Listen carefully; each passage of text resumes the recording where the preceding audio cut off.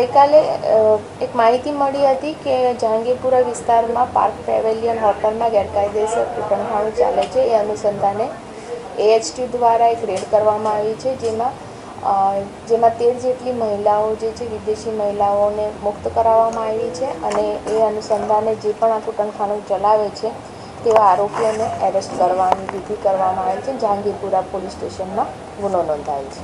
Sir, છેલ્લા કેટલા વખતથી આ ચાલતો છે? આ રેકેટ પૂછપરછમાં અત્યાર સુધી એવું આવ્યું છે કે 4-5 મહિનાથી ચાલતું હતું.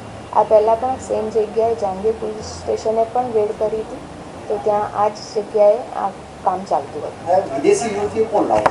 વિદેશી યુવતીઓ લાવતા હતા, મતલબ એમના સંપર્કમાં જે પણ હોય અહીંયા કામ ચાલે છે એ પ્રમાણે એ લોકોને બોલાવવામાં આવતા હતા ને એ લાવતા. એ પોતાનું કોઈ આપણે ડોક્યુમેન્ટ કોઈ આપણે લીધું છે જેનાથી એ સાબિત થાય કે કોઈ બહારથી વિઝિટર પર આવ્યું છે? હા, એમની પૂછપરછમાં પ્રાથમિક પૂછપરછ દરમિયાન એઓના પાસપોર્ટની નકલો એમના મોબાઈલમાંથી મેળવેલ છે. એ તમામ બધી જ યુવતીઓ વિઝિટર વિઝા પર આવેલી છે.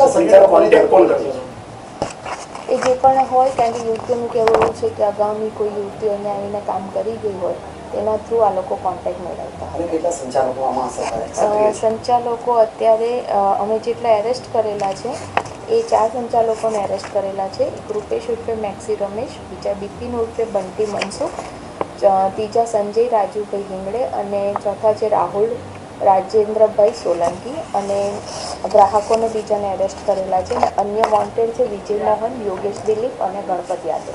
મેડમ, અગાઉ કોઈ પકડાઈ ચૂક્યું છે યુવતીઓ? હા, આમાં વિજય મોહન જે છે એ આ જ જગ્યાએ આ જ કામ કરતા પહેલાં પકડાઈ ચૂક્યા છે, જેમાં જહાંગીર પોલીસ સ્ટેશને રેડ કરી હતી. મેડમ, પહેલા પકડાયા તો કંઈ રિપોર્ટ કરવાની કામગીરી નહીં કરવામાં? એ તપાસના આગળ જે પણ હોય જહાંગીર પોલીસ સ્ટેશનમાં તપાસ સોંપેલી છે એ પ્રોસિજર. કોઈ બીજી બ્રાન્ચ છે, કોઈ બીજી જગ્યાએ ચલાવતો હોય કોઈ બહાર? હાલ તપાસના પ્રાથમિક તપાસમાં એવી કોઈ માહિતી મળી નથી, પણ એ અનુસંધાને પણ તપાસ થશે.